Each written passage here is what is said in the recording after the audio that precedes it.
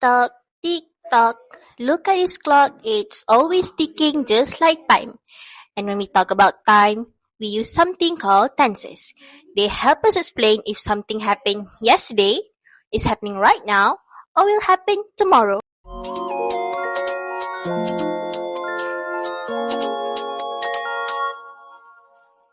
We chose the theory and practice in the study of adult education by Barry P. Bright as our academic writing analysis. Present simple, used for timeless truth and current context. In formal writing, the present simple is often used to state established facts, definition, or ongoing phenomena. It is also the default tense for describing the current state of knowledge in an academic field. For example, the Earth is the third planet from the Sun. Example, the study examines the impact of climate change on agriculture. In the passage, the present simple appears frequently to describe universal truth and essential characteristic of philosophy. For example, the Earth is a planet revolving around one of the 10,000 million stars. Philosophy cannot be called upon to perform certain tasks. This usage establishes timeless principles and creates a formal term that is suitable for structured academic writing. Present perfect, connecting the past to the present. In formal writing, the present perfect is used to discuss past action or events that are still relevant today or to describe a body of research up to the present time. For example, the researchers have studied the effects of stress on the immune system. Example, this method has been proven effective in multiple contexts. In the passage, the present perfect is effectively used to demonstrate how historical events have shaped current realities. For example, the rise of Protestantism has accompanied the growth of capitalist property institutions. This creates a sense of continuity which is common in academic writing when discussing the relationship between historical development and present circumstances. Feature simple, projecting outcomes or anticipating findings. In formal writings, the future simple is often used in an academic writing to propose future research, predict outcomes, or outline the implication of finding. For example, the result will provide valuable insight into urban planning. This approach will expand it in future studies. In the passage, the future simple is used to anticipate philosophical phenomena. There will be value judgment. Another example of future simple in this passage that is used to anticipate findings is there will be non-empirical or trans-empirical propositions. In this passage, the writer used will be to outline expected or inevitable outcome in a structure and a predictive tone. Another function of present perfect is to connect the past to the present. In formal writing, the present perfect is used to discuss past actions or events that are still relevant today or to describe a body of research up to the present time. In the passage, the present perfect is effectively used to demonstrate how historical events have shaped current realities. For instance, the rise of Protestantism has accompanied the growth of capitalist property institutions. The underlined phrase creates a sense of continuity which is common in academic writing when discussing the relationship between historical developments and present circumstances.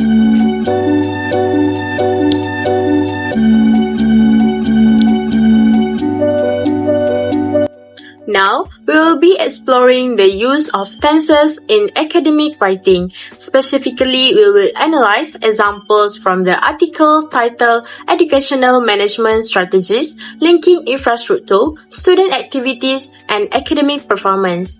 Tenses play a crucial role in academic writing as they help communicate when events occur, whether in the past, present, or future. Using the right tense can make your work clearer and ensure that your ideas flow logically. Let's dive in and see how tenses are applied in this article. To begin with, the present simple tense is often used to state universal truth or establish facts. For example, in the sentence, education is a crucial foundation for the development of a country. It highlights a fact that remains constant. Education is essential for a nation's progress. Next, this tense is also used to describe what is included within a definition or category. For instance, the sentence educational facilities encompass physical structure such as classroom. Explain what is considered as part of educational facilities. Moving on, the present perfect tense is used to describe actions or practices that provide ongoing support or relevance. For instance, the sentence extracurricular activities are essential in supporting the holistic development of students, highlights their continuous role in promoting overall student growth.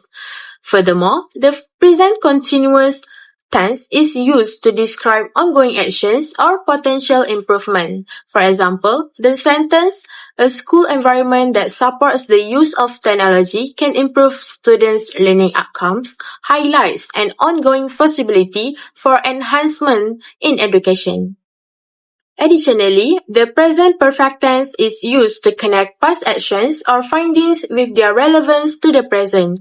For example, the sentence, previous research has used path analysis to identify factors influencing various aspects of education, linked earlier research efforts to the current context of the study. Finally, the future simple tense is employed to express plan, goals, or anticipate outcomes. For instance, the sentence, this study aims to address this gap by using structural equation modeling, shows what the research intends to accomplish in the future. Next, let's take a look at how tenses are used on page 195 of the article. Specifically, we will focus on how these tenses enhance the clarity of the research methodology and findings. To start with, the present simple tense is commonly used to describe the general methodological approach of the study. For example, the sentence, this study employs a quantitative research design using SEM, outlines a fact about the research method emphasizing its universal application. Moreover, this tense is often utilized to explain the purpose or functionality of methods. As seen in the example, SEM allows for the examination of both direct and indirect effects. It demonstrates how SEM serves its role in the study. Moreover, the past simple tense is utilized to indicate actions that have been completed during the research process. For example, the sentence, the data for this study was drawn from the 2023 education statistics, illustrates that the data collection has already occurred. Additionally, the present continuous tense is used to describe ongoing activities in the research process. Take this example. The data analysis for this study involved several critical steps, which emphasize that the analysis is still in progress. Moving forward, the present perfect tense is often employed to link past actions to their current relevance. For example, reliability has been tested using Cronbach alpha indicates that the reliability check was performed earlier but remains significant in the current context. Furthermore, the present perfect tense is used to highlight results that continue to hold importance, as illustrated by the example, high reliability and validity metrics confirm that the constructs are measured accurately. These findings remain applicable to the study's objective. Lastly, the future simple tense is used to describe expected outcomes or predictions in the research. For instance, by summing the direct and indirect effects, the total effects will reveal the overall influence, provides insight into what the study aims to achieve moving forward. In conclusion, tenses are a crucial element in academic writing as they help indicate the time and relevance of actions, findings, and predictions. In both page 164 and page 165 of the article, we see the use of variety of tenses, including present simple, present continuous, present perfect, and future simple. These tenses serve different purposes, where the present simple is used to state facts and describe ongoing or general truth. Next, the present continuous indicates actions in progress. The present perfect connects past actions to the present relevance, and the future simple expressing upcoming actions or predictions. By understanding how to use tenses effectively, we can ensure that our writing is clear, precise, and appropriately structured, allowing our arguments to be communicated in the best possible way.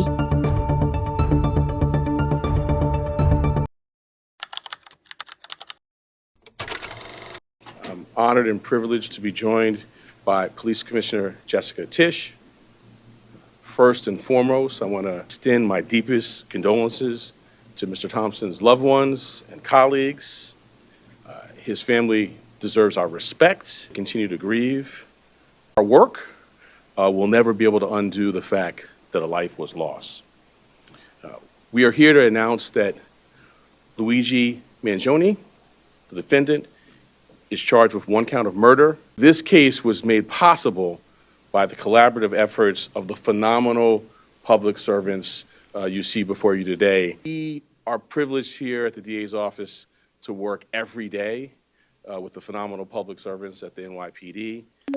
Okay, so for the spoken English part, we were decided to take an analysis of the video of Luigi Mangione charged with first and second degree of murders in United Healthcare CEO.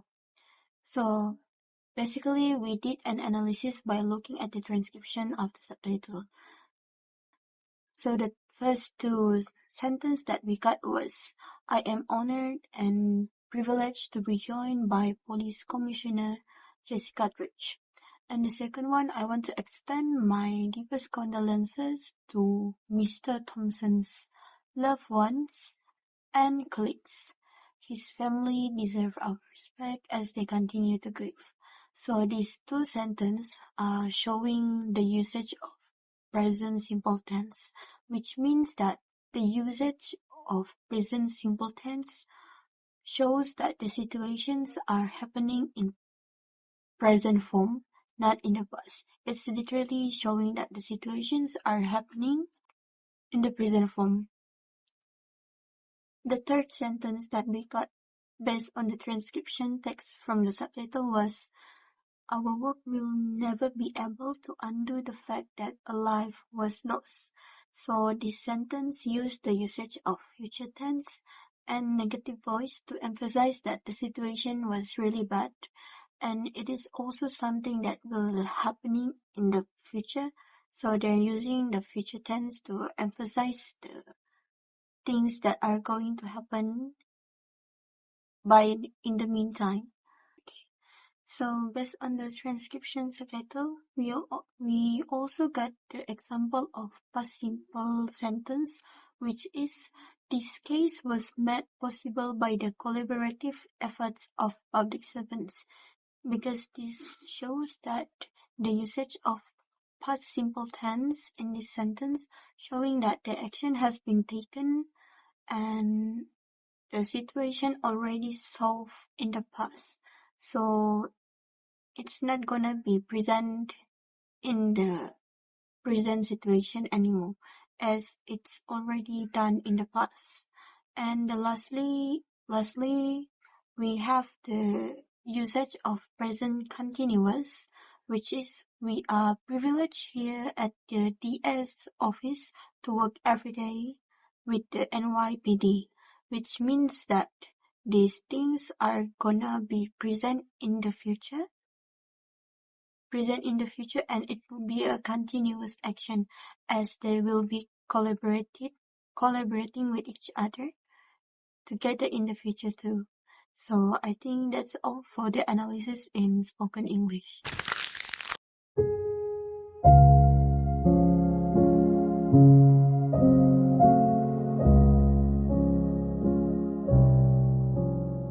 For the literary text, we had chose a folk tale from Tibet and the title is The Sheep, the Lamb, the Wolf and the Hare.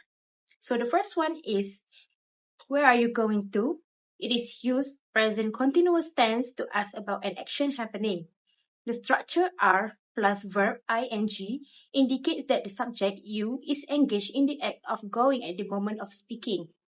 The second one is the statement we are doing no harm uses present continuous tense to describe an action currently in progress or a current state doing the harm. The structure are plus verb ing emphasizes the ongoing nature of the action. The sentence is active, carries a positive tone and uses the present continuous tense to describe an ongoing action. The third one is, I am really very sorry for you, but the fact is I am hungry. This sentence uses the simple present tense to state facts or express current feelings. The verbs am and is highlight the subject's current emotion and condition. For the sentence, it conveys a tone of empathy or concern. It can be seen on the first part where I am really sorry for you. The fourth sentence is please, Uncle Wolf, don't do that. The sentence uses the simple present tense for a command or request, don't do that. Commands and negative instructions are typically in the simple present tense. The fifth one is, please don't eat us now, similar to the previous sentence. This is a plea or request in the simple present tense. The negative form don't eat, when the sheep said to the wolf, reflects the urgency of the current situation. Lastly, the sentence, who are you and what are you doing here? Use present simple and present continuous. The first clause, who are you, establish identify present simple, a fact or state, while the second clause, what are you doing there, focuses on ongoing action, present continuous that shows action in progress. When combined, they give a sense of inquiry about who someone is and what they are currently engaged. Now, let's move on with the past tenses. The sentence, she was strolling sedately along the path, uses past continuous tense, which describes an action happening at a specific moment in the past. We can identify this tense from its structure. It combines was and the verb ending with ing. This tense creates a calm and ongoing feel, emphasizing the leisurely and unhurried nature of a stroll. The sentence, her little lamb skipped about beside her, uses the simple past tense, showing that the lamb skipping was completed in the same timeline as her stroll. The simple past contrasts with the past continuous by adding a dynamic, lively touch and complementing the calmness of the stroll with the lamb's playful behavior. We can identify the simple past tense by the addition of ed to the base verb, forming skipped. And for your information, skipped is a regular past participle because it follows the standard pattern of adding ed to the base verb. This contrasts with the irregular past participle like came, past participle of come, which change form and do not follow the ed pattern. And lastly, the sentence, the little lamb had grown into a fine young sheep, uses the past perfect tense, which indicates that an action was completed before another event in the past. The structure of the past perfect tense is formed by using had followed by the past participle of the verb. In this case, grown, the past participle of grow. This structure connects two past actions, showing that the transformation of the lamb into a sheep happened before a specific point in the past, which adding depth to the backstory.